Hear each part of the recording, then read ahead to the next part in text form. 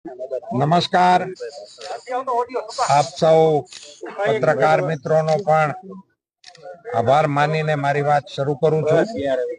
સમગ્ર ચૂંટણી દરમિયાન આપ સૌએ જે સહકાર આપ્યો છે એ માટે આપનો આભાર. રાજકોટ લોકસભા ક્ષેત્રના તમામ મતદારોનો અંતઃકરણપૂર્વક આભાર માનું છું, એમને ધન્યવાદ આપું છું. અમારા કાર્યકર્તાઓએ પરિશ્રમની પરાકાષ્ઠા કરી એ બધા જ કાર્યકર્તાઓને વંદન કરું છું. મારી પાર્ટીનો આભાર માનું છું. રાજ્યના અમારા આગેવાનો, અમારા રાષ્ટ્રીય નેતૃત્વનો પણ આ તકે હું વિનમ્રતાપૂર્વક આભાર માનું છું. ખાસ કરીને આ સમગ્ર ચૂંટણી દરમિયાન જે પ્રકારે મતદારોએ મતદાન કરવામાં રુચિ દાખવી એ માટે એ બધા જ મતદારોને ધન્યવાદ આપવાની સાથે સાથે લોકતંત્રને માટે એમણે કરેલી તપસ્યાને હું વંદન કરું છું.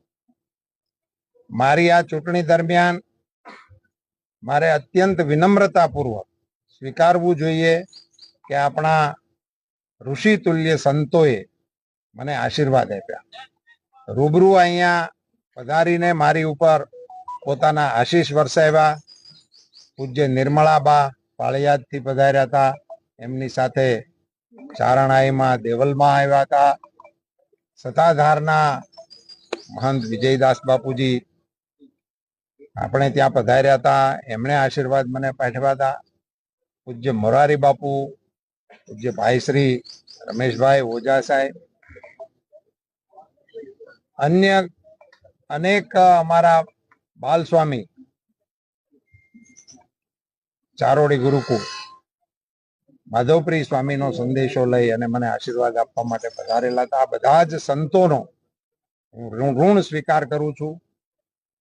અમારા રાજકોટ શહેર ભાજપના અધ્યક્ષ, અમારા જિલ્લા ભાજપના અધ્યક્ષ, એમની સઘળી ટીમ, અમારા પ્રદેશના આગેવાનો ભરતભાઈ અને સૌ ધારાસભ્ય મિત્રો, અમારા બંને મંત્રીશ્રીઓ, એ બધાનો અંતઃકરણપૂર્વક આભાર માનું છું.